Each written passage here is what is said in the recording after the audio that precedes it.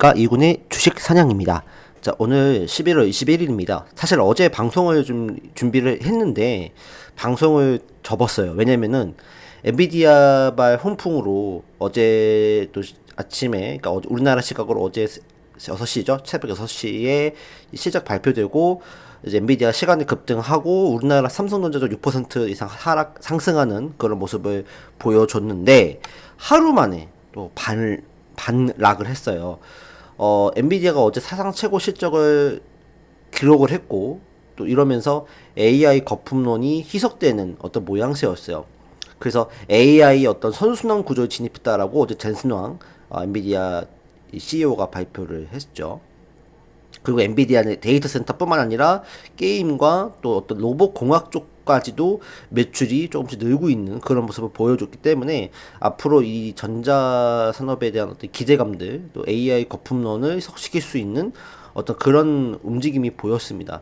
근데 이제 하루 만에 지금 다시 한번 AI 거품론이 다시 지금 수면 위로 올라갔어요. 그러다 보니까 엔비디아가 3% 이상 빠졌고 또 뭐 AMD를 비롯한 반도체 관련주들이 급락하는 모습을 보여줬습니다.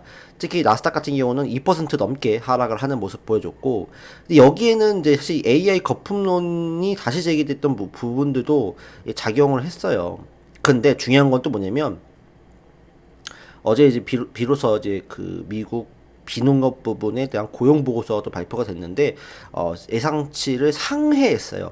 그러다 보니까 12월 금리 인하 가능성도 뭐 40% 미만으로 줄어드는 그런 상황들이 벌어졌고, 그래서 시장이 또다시 그 분위기가 12월 금리 인하가 또 어렵다라는 부분들이 다시 제기가 되면서 장 막판에 이제 급락을 하는 그런 모습을 보여줬습니다.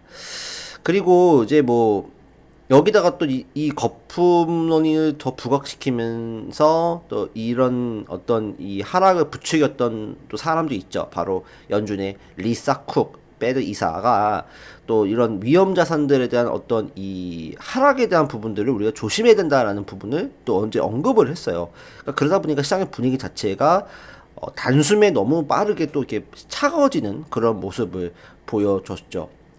또 시장의 뭐 어떤 전략가들은 또 AI 투자가 과연 5년 뒤에 과연 수익을 낼 수 있을지라는 부분들에 대해서도 회의감이 있다라고 얘기도 했고, 엔비디아 기업 가치가 너무 높다, 고평가되어 있다라는 부분들을 계속적으로 제기를 하면서 가뜩이나 지금 AI 거품론이 희석을 시켰는데 여기다 금리 나가성이 줄어들고 또 이런 투자 전문가들의 어떤 이 얘기들이 덧붙이면서 시장이 갑자기 찬물을 끼얹은 그런 모습을 보여줬습니다.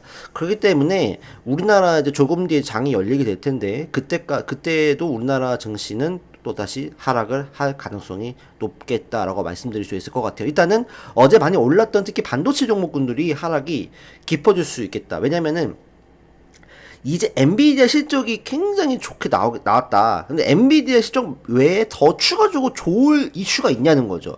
AI를 매출로서 크게 뭔가 만들어낼 수 있고, 어떤 AI에 대한 어떤 새로운 어떤 뭐 챗GPT 뭐 이상의 어떤 모멘텀이 지금 뭐가 있을까라는 부분들이 아직 없잖아요. 뭐 로봇이 될까? 로봇도 사실 지금 어느 반영이 많이 됐고, 추가적인 어떤 이 획기적인 아이템이 나와야 줘야 되는데 아직까지 그런 게 없기 때문에 특히 이 AI 관련주들에 대한 어떤 약세가 조금 더 지속될 수 있겠다는 생각이 듭니다. 물론 저는 그렇게 생각해요. 하락이 나쁜 하락은 아니에요. 이게 하락을 하면서 거품이 좀 빠져줘야 또다시 어떤 새로운 모멘텀이 나올 때 주가가 강하게 치고 올라갈 수 있어요. 왜냐면 그때 되면은 싸다라고 인식을 하기 때문에 또 주가에 어떤 매수세가 강하게 들어올 수 있어요.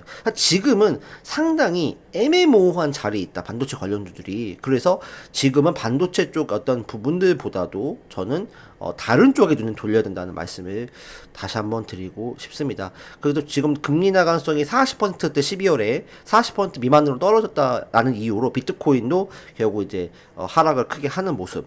비트코인은 우리나라 가격으로 거의 지금 1억 3천만 원대, 2천만 원대까지 떨어져 있는 상태였다가 살짝 반등이 나오고 있는 상황입니다. 그러면 우리가 이제부터 이 연말까지 봐야 될 종목군들 뭐냐라고 해서 저는 누차 말씀드렸던 것 같아요. 반도체에 대한 부분이 더 좋아지기란 어렵다라고 저는 보여져요. 반도체는 여러 가지 뭐 HBM부터 해서 AI, 비메모리 반도체 뭐 여러 가지 이슈들이 많이 해먹었어요. 속되게 말씀드려서. 그럼 여기서 더 좋은 이슈가 나와줘야 되거든요. 어떤 엔비디아의 초슈퍼 울트라 뭐 엄청난 반도체가 나와줘야 되고 AI에서 매출이 엄청나게 올라갈 수 있는 어떤 그런 뉴스거리가 나와줘야 되는데 아직은 그런 뉴스들은 없어요. 그렇기 때문에 우리가 반도체는 그런 뉴스들이 나올 때까지 좀 쉬어줘야 된다라는 생각을 저는 가지고 있습니다. 그렇기 때문에 저는 제가 말씀드렸던 종목군들은 바로 제약 바이오, 그다음에 내수 업종 그것들을 많이 말씀을 드렸던 거죠. 미국 같은 경우도 사실 그런 취지로 일라이 릴리가 급등하는 모습들을 보여줬어요. 지금 시장이 엔비디아나 뭐 AMD나 뭐 테슬라나 여러 가지 반도체 업종들이 지금 전고점을 뚫지 못하고 있는 상황인데도 일라이 릴리 같은 바이오 업종군들은 전고점을 돌파했단 말이죠.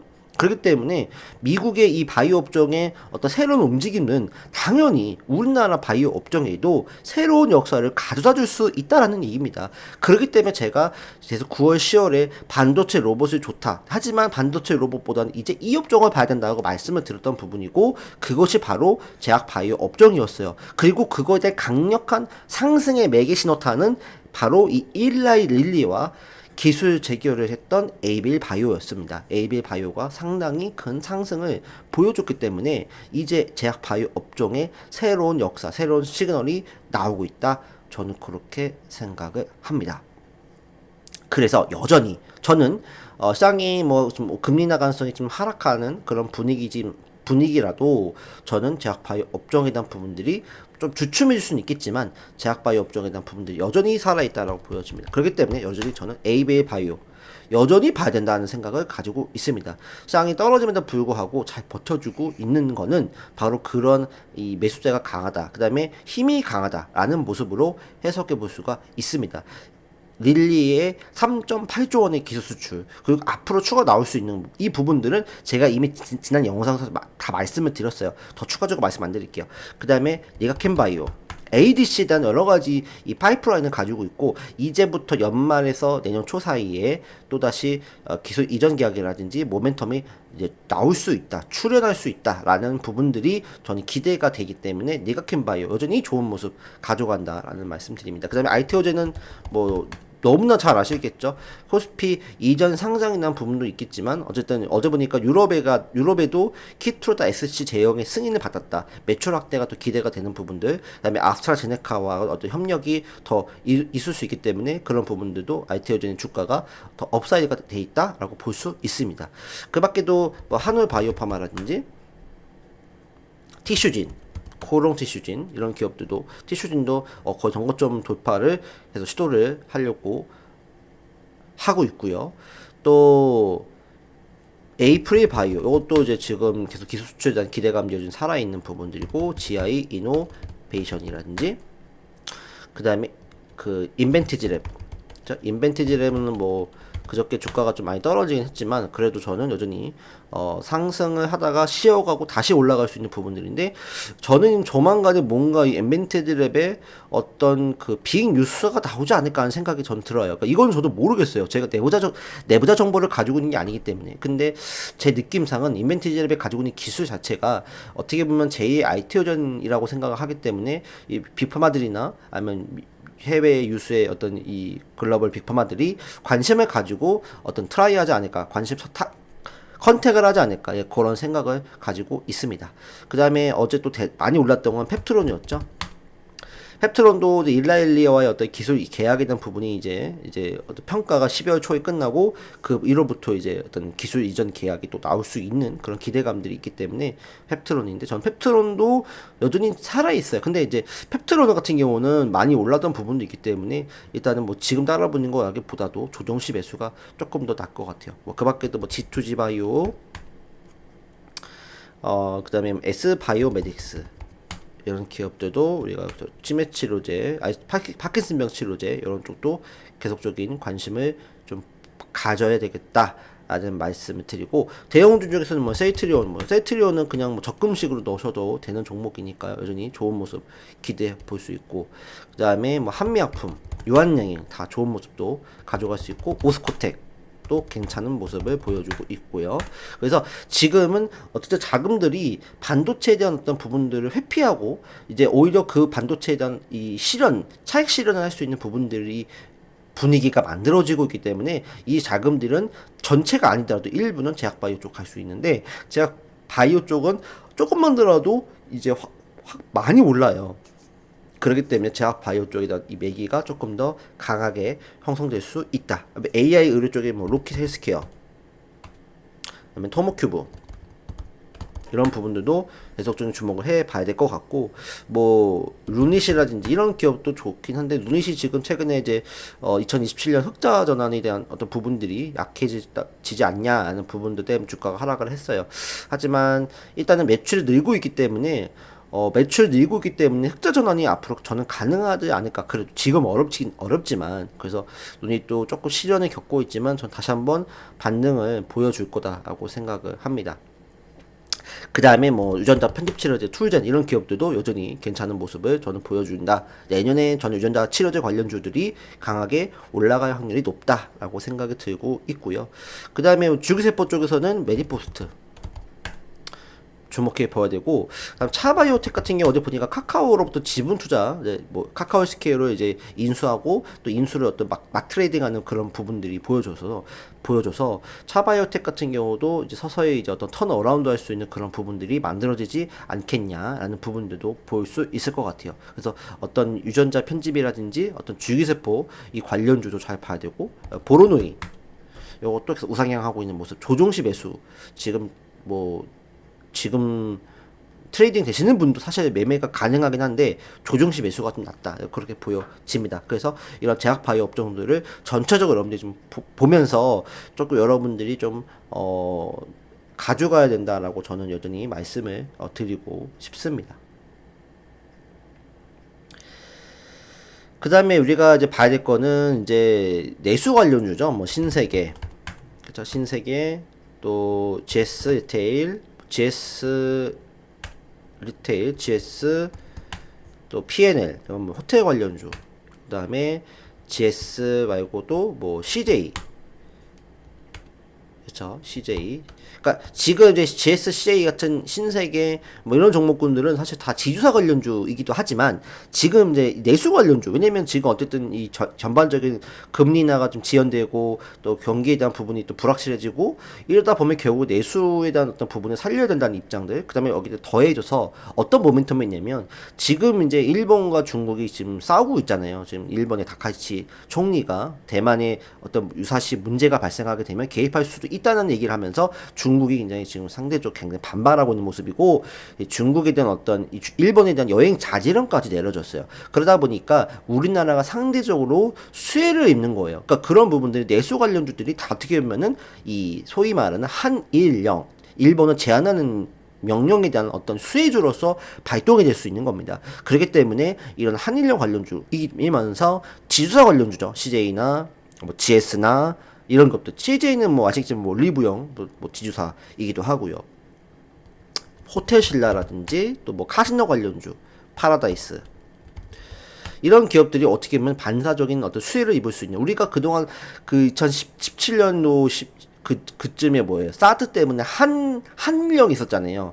그러다 보니까 우리나라가 피해를 많이 입었는데 지금은 오히려 뭐예요, 한일령으로 인해서 어떤 그 내수 관련주들이 롯데쇼핑, 뭐 현대백화점 이런 기업들이 오히려 당분간은 조금 더 수혜를 볼 수 있다. 그 다음에 연말이잖아요. 그러니까 연말이니까 어때요? 또 이제 어떤 이 산타 뭐 그런 크리스마스 분위기라든지 이런 걸로 인해서 여행을 많이 오기도 하고, 이제 내년은 또 준비하자, 이런 마지막 어떤 올해의 이벤트로서 여행을 많이 가잖아요. 뭐 우리나라 사람들도 그렇고 뭐 다른 나라 사람들도 그렇고요. 그렇기 때문에 우리나라 내수 관련주는 오히려 이 연말 동안에 조금 빛을 발할 수 있다라는 생각이 좀 듭니다. 그래서 내수 관련주들을 여러분들이 잘 또 컨택을 하실 필요가 있겠다라는 생각이 들어요. 영업무역, 뭐 옷 관련주, 의류 관련주 이런 것들도 다시 한번 이제 그 주목을 해 봐야 되는 상황이 아닌가라고 생각을 합니다.